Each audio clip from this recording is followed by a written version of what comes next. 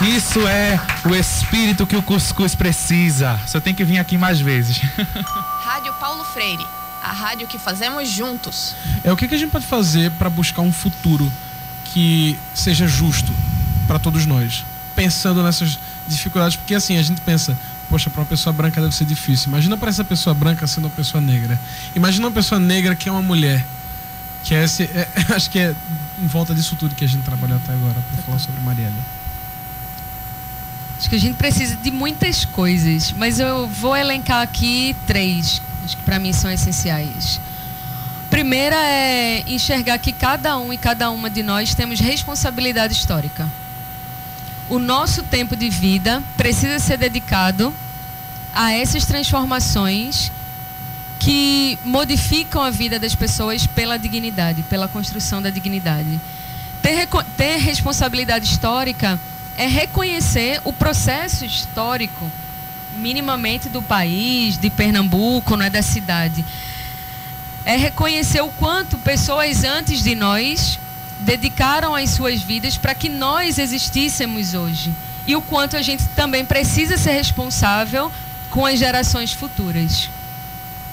Ter responsabilidade histórica também é enxergar, por mais que essa pessoa tenha bom coração, mas que tipo de privilégio ela teve, porque ela faz parte de uma classe social. Então não adianta se revoltar se essa revolta não é canalizada com uma indignação, que, como diria Paulo Freire, a indignação organiza a luta. Né? O segundo elemento para mim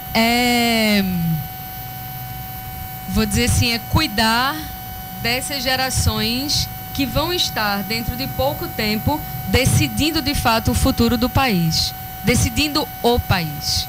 Então é cuidar da infância, da adolescência, da juventude. Se a gente não tiver essa preocupação de agora, a gente nunca vai mudar o país para frente. Sim. Eu penso que, e digo isso por aí, se a gente fizesse um pacto nesse país de voltar os nossos esforços, a nossa energia, os nossos recursos a promover uma infância digna para crianças, né? E uma juventude que se desenvolva com máxima potência, né? De acesso a lazer, a educação, a trabalhos, descobertas, promover interação social entre os grupos populacionais com a dimensão da equidade, né? Primeiro quem precisa mais. Sim. Se a gente fizesse um pacto nesse país de que por 30 anos não é nada, passa tão rápido como o que eu vivi até agora. Esse país seria outro dentro de 50 anos. E 50 anos também passa rápido. Porque 50 anos praticamente é do fim, é do início da ditadura militar para cá, né? Da outra. E por fim, tem o seguinte, a gente precisa ter muita disciplina. A gente precisa estudar. A gente precisa não se furtar, conhecer a história, né? E ter persistência. Porque facilmente a gente desiste de algo quando a gente não consegue, quando é difícil. A vida é difícil. Então, essas 3 questões para mim são essenciais para a gente poder se manter firme, obviamente, e construir sempre alianças com quem está no campo da gente. Sim, muito bom. A gente agradece a você, Silvia, pela disponibilidade de vir aqui conversar com a gente sobre esse assunto que é tão pesado, né? Mas que é tão necessário também. ZYI 775, Rádio Universitária Paulo Freire, AM 820 kHz, a rádio pública da UFPE. Eu estou com a cineasta Lucia Alcântara comigo, ela que é a produtora do melhor documentário do mundo.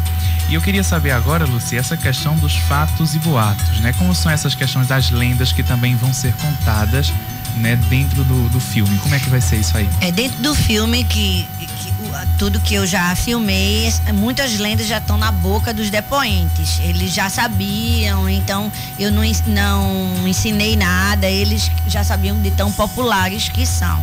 Então as 3 mais populares são: reza a lenda que os rios Beberibe e Capibaribe cujas nascentes são em terras pernambucanas, se encontram em Recife para formar o Oceano Atlântico. Essa é bem famosa. Está na boca de várias pessoas do filme. Até 1940, quando o Brasil foi dividido em 5 regiões, Pernambuco fazia parte da região norte, já que ainda não existia o Nordeste. De tanto brigar por liberdade, democracia e república, foi apelidado de o Leão do Norte. Sim. Vem daí. E a mais engraçada de todas, que é lenda mesmo, invencionice, é assim. Certa vez, ao arrumar as malas para uma viagem à França, Gilberto Freire recebeu um conselho de sua mãe. Meu filho, não vá alardear muito por lá o fato de ser pernambucano. Mas por que, mãe, se tanto me orgulho disso? É para não acharem que você está querendo humilhar os franceses. De segunda a sexta, ao meio-dia, a Rádio Paulo Freire transmite em caráter experimental. Toda segunda tem Descomplica Dados, caderno de cinema e roda de conversa. Terça tem Cuscuz com quê? E sessão Kids. Quarta, Repórter Aprendiz e Saúde é o tema. Quinta, Codinome Resistência. E sexta, Ecoideia. Em breve, estreia a programação com os projetos selecionados em nossa chamada pública. Rádio Paulo Freire, a rádio que fazemos juntos.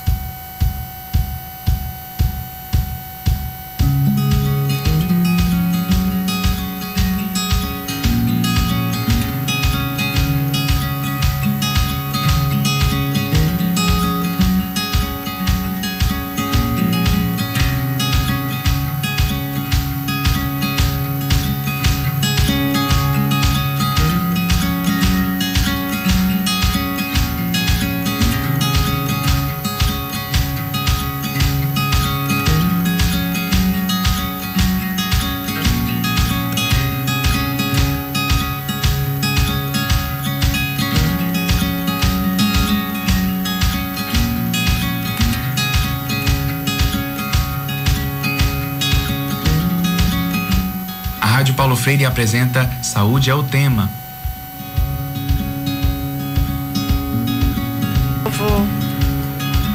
Boa tarde, ouvintes da Rádio Universitária Paulo Freire. Começa agora o Saúde é o Tema, um programa da transmissão experimental da rádio que fazemos juntos e juntas. Eu sou Hortência Duarte. E eu sou Giovana Silveira. Somos estudantes de jornalismo da UFPE e hoje o Saúde é o Tema especial, porque esse programa é um fruto das disciplinas de jornalismo da UFPE, sob a coordenação das professoras Ana Veloso e Rauliane Pereira.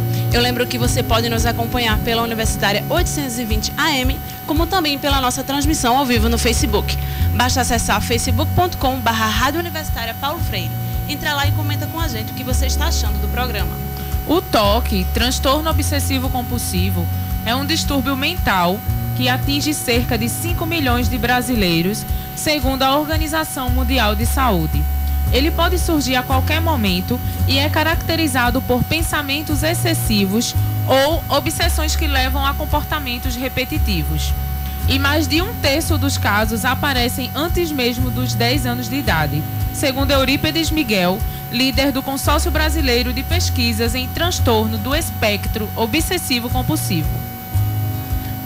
Apesar disso, muitas pessoas sequer sabem que possuem o distúrbio e assim não buscam ajuda profissional. Aqui no estado temos o CETOC-PE, um dos 8 centros ao redor do país que fazem parte do consórcio de pesquisas. O atendimento de lá é referência no tratamento gratuito deste tipo de transtorno. Por isso, hoje vamos conversar com a coordenadora do Centro de Ensino em Estudos e Pesquisas em Transtorno Obsessivo-Compulsivo de Pernambuco, Kátia Petribu.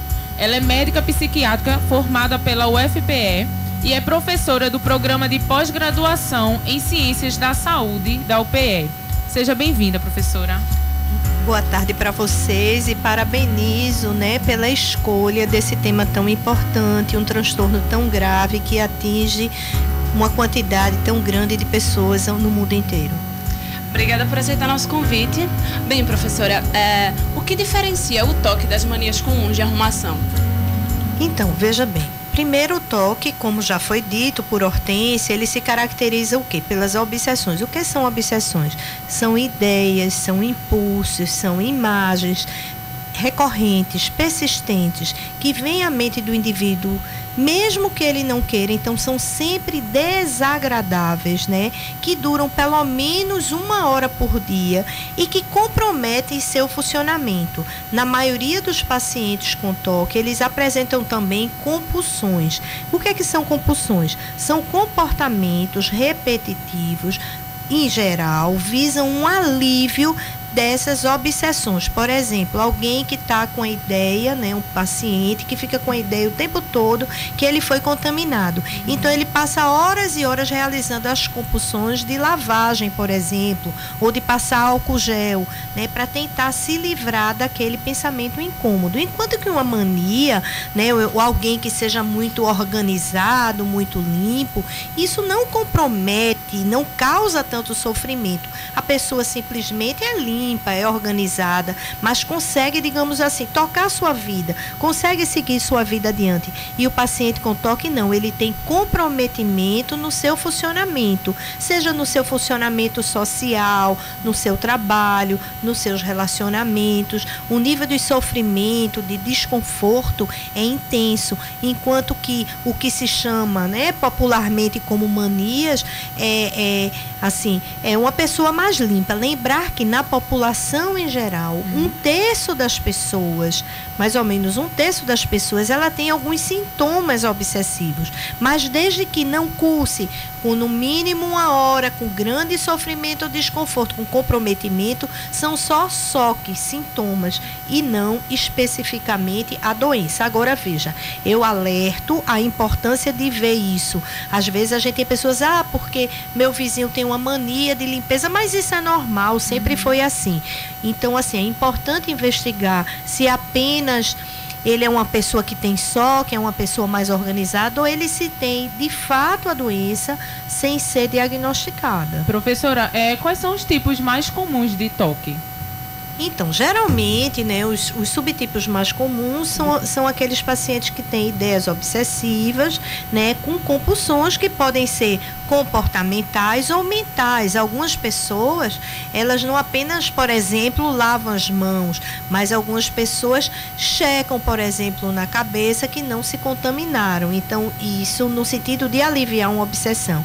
Mas, assim, os subtipos mais comuns de obsessões, então, são de contaminação, tá certo? De simetria, ordem e exatidão, né? De agressividade, de dúvidas obsessivas e as suas compulsões mais relacionadas. Por exemplo, alguém que tem uma obsessão de limpeza tem uma compulsão de lavagem. Alguém que tem uma dúvida obsessiva tem uma compulsão de checagem. Alguém que tem uma obsessão de simetria ou exatidão tem que compulsionar no sentido de deixar tudo muito organizadinho, organizado, exato, não é? Aí, dessa no caso, forma. É possível ter mais um tipo de toque?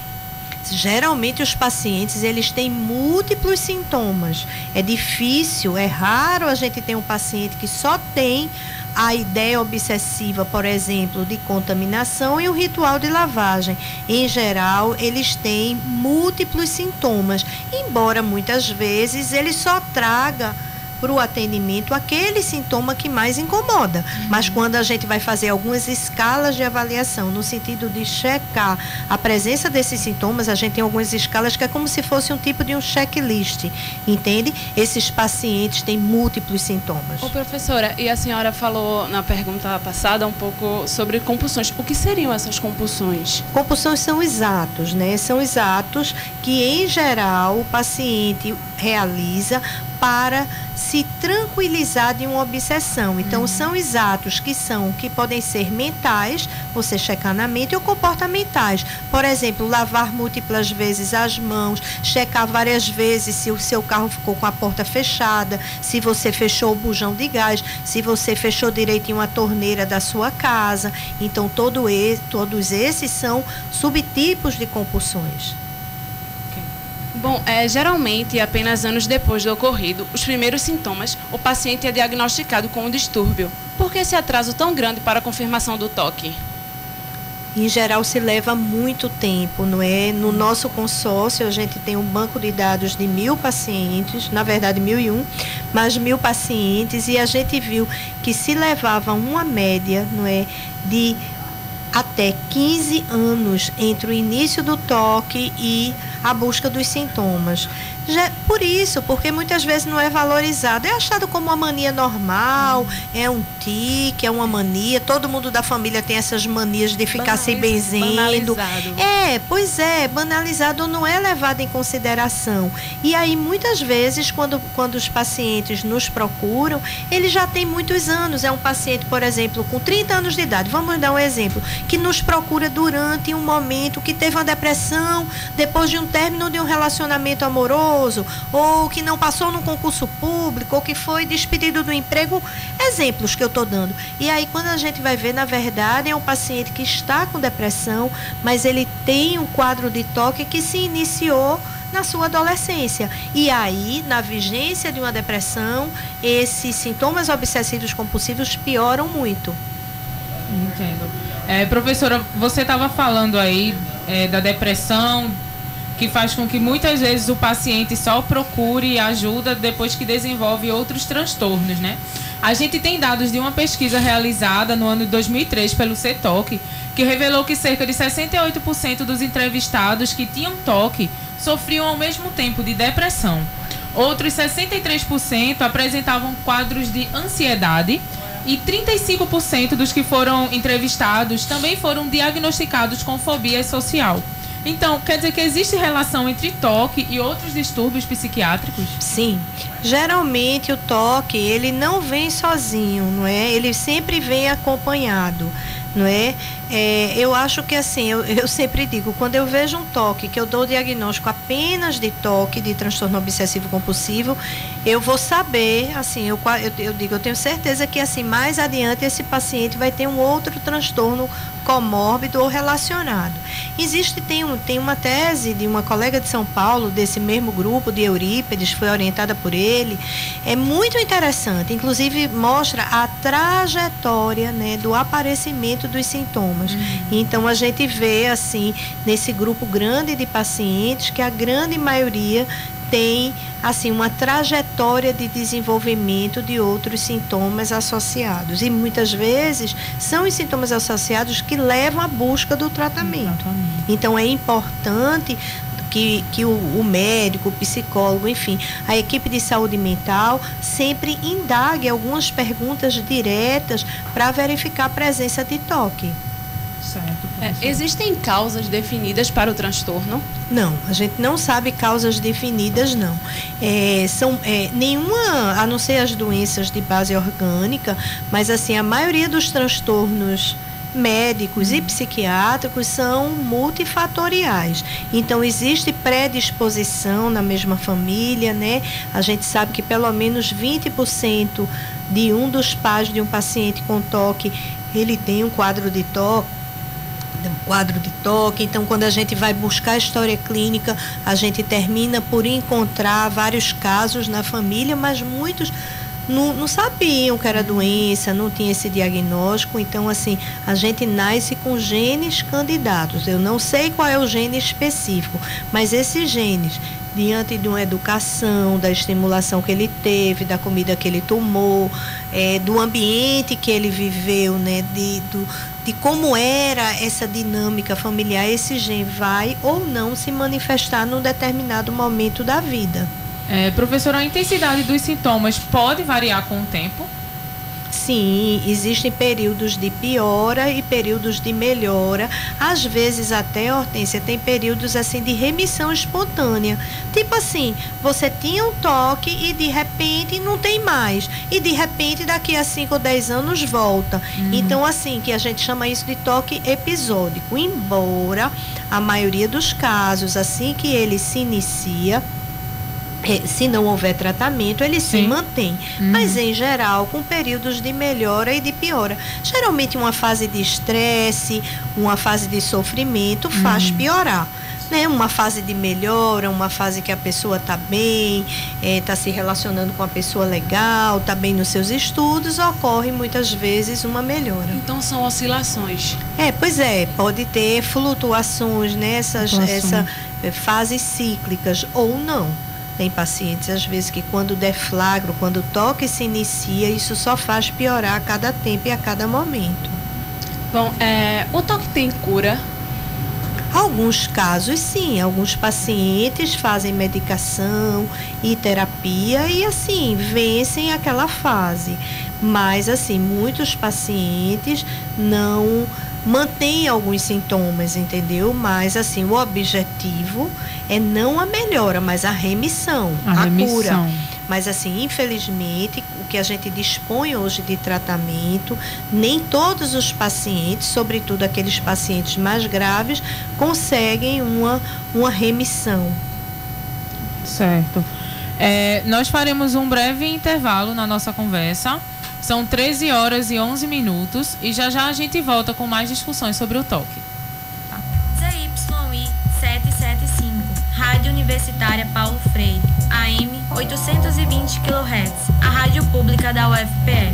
Eu estou com a cineasta Lucia Alcântara comigo, ela que é a produtora do melhor documentário do mundo. E eu queria saber agora, Lucia, essa questão dos fatos e boatos, né? Como são essas questões das lendas que também vão ser contadas, né, dentro do filme? Como é que vai ser isso aí? Dentro do filme que tudo que eu já filmei, muitas lendas já estão na boca dos depoentes. Eles já sabiam, então eu não ensinei nada, eles já sabiam de tão populares que são. Então as 3 mais populares são: reza a lenda que os rios Beberibe e Capibaribe, cujas nascentes são em terras pernambucanas, se encontram em Recife para formar o Oceano Atlântico. Essa é bem famosa. Está na boca de várias pessoas do filme. Até 1940, quando o Brasil foi dividido em 5 regiões, Pernambuco fazia parte da região norte, já que ainda não existia o Nordeste. De tanto brigar por liberdade, democracia e república, foi apelidado de o Leão do Norte. Vem daí. E a mais engraçada de todas, que é lenda mesmo, invencionice, é assim: certa vez, ao arrumar as malas para uma viagem à França, Gilberto Freire recebeu um conselho de sua mãe: meu filho, não vá alardear muito por lá o fato de ser pernambucano. Mas por que, maninha, se tanto me orgulho disso? É para não acharem que você está querendo humilhar os franceses. Rádio Paulo Freire, a rádio que fazemos juntos. Estamos de volta aqui na 820 AM com o programa Saúde é o Tema. Estamos conversando ao vivo com a psiquiatra e coordenadora do Centro de Transtorno Obsessivo Compulsivo de Pernambuco, Kátia Petribu, sobre o TOC, o transtorno obsessivo compulsivo. E eu queria lembrar que você também pode acompanhar essa discussão através das nossas redes sociais. É só acessar @Rádio Paulo Freire no Instagram e @Paulo Freire UFPE no Twitter. E no Facebook é só procurar por Rádio Universitária Paulo Freire. Nesse segundo bloco, iremos discutir o tratamento para o TOC. Professora, como vimos no final do bloco anterior, apenas alguns casos de TOC têm cura, mas a maioria geralmente é minimizada através do tratamento. Então, qual profissional procurar e qual a forma de tratamento mais eficaz? Então, um profissional de saúde mental, que pode ser um psicólogo ou um psiquiatra, desde que o psicólogo ele tenha uma formação clínica consolidada.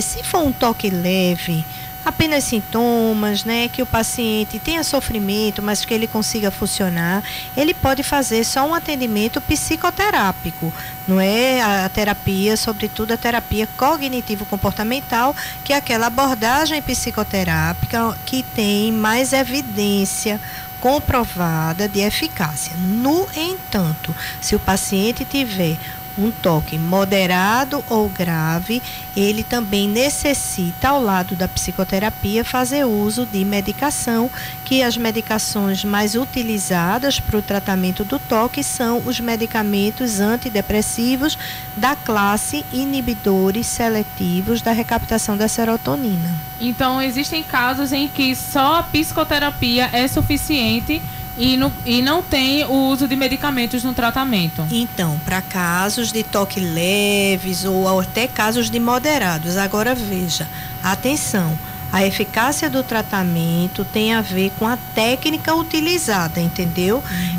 Técnicas, hoje a gente tem vários protocolos, sabe? Tipo manuais de atendimentos que foram assim testados aqui no Brasil. A gente tem um protocolo do Rio Grande do Sul, do professor Cordioli, mas também existem protocolos internacionais, então é necessário que siga um protocolo, que haja uma experiência consolidada do profissional e possa aplicar, assim, a terapia baseada em protocolos já referenciados. A senhora falou sobre os níveis de intensidade. Como é que esses níveis eles são identificados? A gente fala, talvez assim, gravidade, né? Intensidade no sentido de gravidade. Leve, moderado, grave ou extremo. Extremo é aquele paciente que está sem sair de casa, sem tocar em nada, sem tomar banho ou tomando banho o tempo todo, né? Então, assim, leve é um paciente que ainda funciona, que os seus sintomas demoram 1 a 3 horas por dia, né? Os pacientes moderados que causam desconforto, mas aí ele ainda consegue atuar, ele ainda consegue em alguns momentos, assim, driblar e se ver livre de suas obsessões e compulsões. O moderado é mais grave do que o leve, então ele passa de 3 a 5 horas com sintomas, tá certo? Por dia. Podendo, né? E assim, aqueles pacientes moderados são aqueles casos que ficam mais de 5, 8 horas ou mais de 8 horas por dia fazendo seus sintomas, ou seja, são pessoas que na maioria das vezes não mais conseguem trabalhar, cuidar das suas casas, da sua vida, das suas famílias, né? Então, assim, são pessoas que estão muito mais comprometidas. Agora, deixa eu dar uma dica para os pacientes. Não obrigatoriamente você tem um toque moderado ou grave, a sua resposta ao tratamento vai ser pior. Não, às vezes você tem um quadro grave e a depender do seu investimento no tratamento, a depender da sua rede social, da sua família, dos seus amigos, de você ter a oportunidade de pegar assim profissionais que são bem orientados no tratamento, você pode ter uma melhora muito boa, entendeu? Professora, surgiu uma dúvida aqui da ouvinte. Uma mania pode evoluir para toque e há prevenção para isso? Pode, né? Uma pessoa, por exemplo, pode... Porque, assim, primeiro a gente tem que ver que mania, não é? Em geral, é um termo popular. Então, eu fico pensando assim, Hortência, será que esse paciente com mania já tem um toque leve e aí, assim, ele era tido como portador de mania? Outra coisa, um paciente, ele pode ter, como eu falei para vocês, 1/3 dos pacientes com toque, eles têm, 1/3 da população, desculpem, por favor, 1/3 da população pode ter sintomas obsessivos compulsivos, né? Serem pessoas que checam tudo, que são mais preocupadas com as coisas, que muitas vezes lavam demais as mãos, esterilizam tudo, mas que isso ainda não compromete. E aí esse quadro pode evoluir, com certeza. A gente já comentou no início a diferença de toque para manias, mas no caso, como é que a pessoa pode identificar se é só uma mania de arrumação ou toque? Ou se ela já está com um quadro de toque? Então, é isso aí, veja. Primeiro tempo, no mínimo 1 hora por dia. Segundo, o sofrimento ocasionado, tá certo? Terceiro, o comprometimento nas atividades. Então, é aquela pessoa que não é só organizada, mas é que ela não consegue ir para a sua faculdade, sair com seus amigos, visitar sua mãe, porque tem que ficar em casa organizando as coisas, se sentem presa, entendeu? Então, assim, não é apenas o tempo, é o comprometimento, é o sofrimento, tá certo? Então isso é muito o que separa do que é sintoma do que é doença. E não apenas no toque, mas numa ansiedade, numa depressão, entendeu? Doença propriamente dita compromete. Não é um simples sintoma, né? É algo que compromete muito mais o funcionamento do indivíduo. Bom, por mais que o toque cause ansiedade e sofrimento, algumas pessoas relutam em admitir o problema e até tentam esconder os sintomas por vergonha. Por que isso acontece?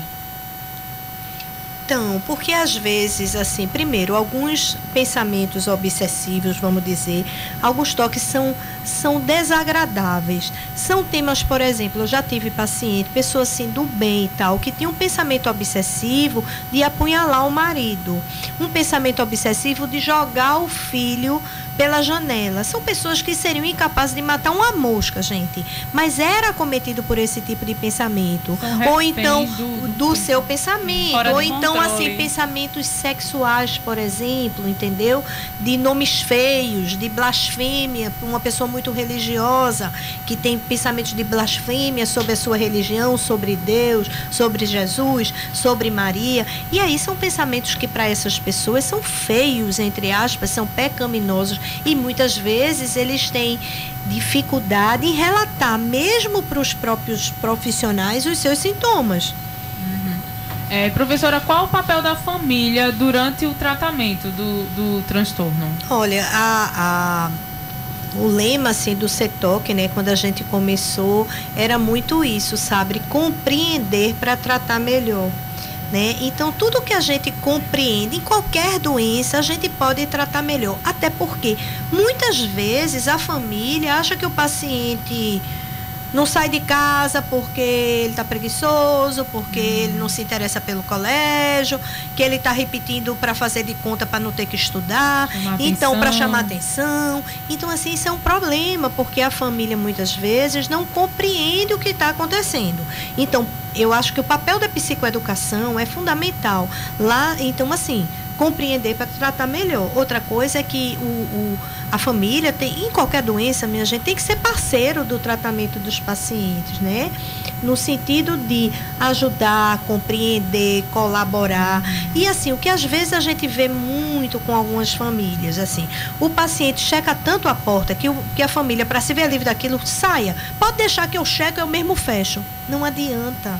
Porque você está fazendo pelo outro, entendeu?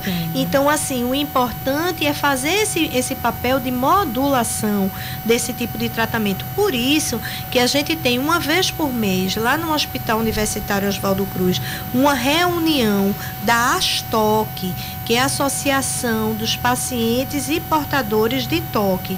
Então, a gente tem a ASTOC. E aí é muito bacana, Hortência, porque a ASTOC, às vezes vão famílias que ouviram falar, que ligaram para a ASTOC em São Paulo, tem até uma página no Facebook da gente, e aí assim, vão lá para entender, o paciente não quer tratamento, mas ele quer, ou então às vezes vai paciente, vai família, para conhecer outros pacientes, para ver se aquelas pessoas já tiveram a resposta, porque às vezes é alguém que começou a doença há poucos meses, e alguém que já está em tratamento há muito tempo, e que está bem, está legal, está funcionando, está tocando sua vida. Então, hoje em dia, na maioria das doenças em medicina, é muito importante esse papel da psicoeducação e dos grupos, tipo assim, de autoajuda, onde as pessoas possam se conhecer, possam trocar experiências. Às vezes um toque de um sintoma é parecido com o do outro, o que é que melhorou. Ou seja, sempre dá uma força, acende assim essa chama, né, de esperança para essas pessoas. Aí vem o papel da família e dos amigos, né, que é justamente dessa intermediar. Claro. Então, na ASTOC, as famílias participam, entendeu? Os amigos, o namorado, o professor, sei lá o quê. A gente, de vez em quando, a gente vai dar palestra nas escolas, sabe? E muitas vezes é o professor que localiza, né, que dá o diagnóstico, que sugere um tratamento. Às vezes a família não está entendendo. Hoje as famílias vivem cada um para o seu lado nessa vida corrida. As pessoas compartilham dia a dia muito pouco. Então, às vezes, em sala de aula, um professor mais atento pode perceber uma situação que muitas vezes o pai, a mãe, o avô não viu. Professora, pressionar o paciente a procurar ajuda não é a melhor solução, não é? Eu acho que pressionar pode ser pressionar no bom sentido, sabe? Mostrar, olha, você tem um amigo, por exemplo, Hortência, vocês têm um amigo da sala de vocês e vocês percebem que ele tem um toque. E aí vocês podem dizer, olha, com carinho, com cuidado, sem crítica, reservado, olha, José, eu percebo assim que você repete muitas coisas. Uma vez eu vi um programa de rádio, sabe? E vi que isso pode ser um toque. Vamos buscar ajuda. Então, assim, eu acho muito importante esse papel da parceria, do cuidado, do amor. Tudo com amor se consegue, né, minha gente? Bem, como comentamos no primeiro bloco, a nossa convidada, a Kátia Petribu, é coordenadora do Consórcio Brasileiro de Pesquisa em Transtornos do Espectro Obsessivo Compulsivo de Pernambuco, um espaço que oferece atendimento gratuito no tratamento do toque. Por isso, professora, explica pra gente o que o ouvinte que acredita precisar de atendimento deve fazer para conseguir auxílio no CTOC. Geralmente, minha gente, assim, como vocês bem disseram, o toque é muito frequente, então a gente não dá conta de atender todos os toques da população, tá certo? Então eles podem se tratar em qualquer consultório, ambulatório público, CAPS, enfim, centro de saúde que ele tem um atendimento.